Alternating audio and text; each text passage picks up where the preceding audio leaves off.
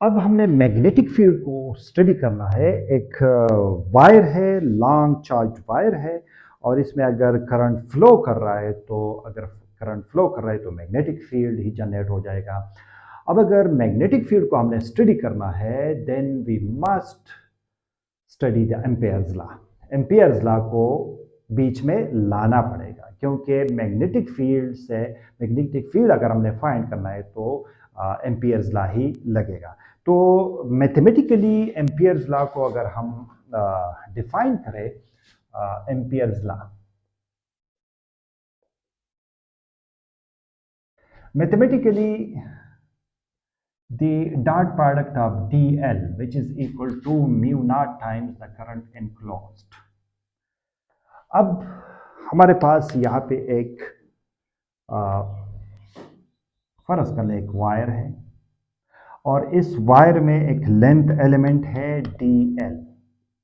ये length element है dl, और इसकी डायरेक्शन, ये जो लेंथ की डायरेक्शन है और मैग्नेटिक फील्ड की डायरेक्शन अगर इक्वल है, मतलब बी पैरेलल टू dl, ये अगर इक्वल मतलब एक ही डायरेक्शन में है तो ये मैक्सिमम होगा।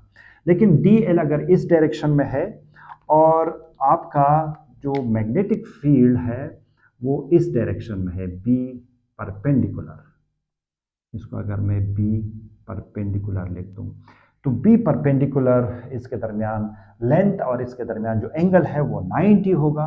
तो इसी वजह से फिर मैग्नेटिक फील्ड कोई नहीं होगा और फिर वो जीरो में चला जाएगा। तो एम्पियर्स लॉ, इधर से अगर मैं बात कर लूँ तो एम्पियर्स लॉ से हमें ये मिलता है कि बी पैरेलल ज़रूरी है, और D L which is equal to mu naught and I current enclosed. तो बी पैरेलल जो है ये 2 पाई, और इधर से अगर इसका रेडियस आर है तो एक गाशियन, क्योंकि एक एम्पीरियन लूप मैंने ये कंसिडर किया है कि अगर एक ऑब्जेक्ट है, फॉर एग्जांपल ये एक वायर है और इसके दरमियान, इसको अगर मैं मैग्नेटिक फील्ड फाइंड करूं तो मेरे एक एम्पीरियन लूप कंसिडर करना है। तो ये भी बिल्कुल एक एम्पीरियन लूप है, इसमें एक वायर इधर पड़ा हुआ है और इसके इर्द गिर्द जो है मैग्नेटिक फील्ड जनरेट होती है।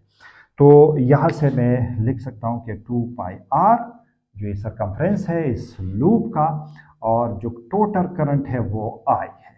तो यहाँ से बी पैरेलल जो है ये मेरे पास हो जाएगा mu naught I divided by 2 pi R. लेकिन बी परपेंडिकुलर जो है वो हमेशा के लिए इस केस में जीरो होगा। अगर लेंथ के साथ इसका एंगल 90 बनता है तो फिर ये जीरो हो जाएगा।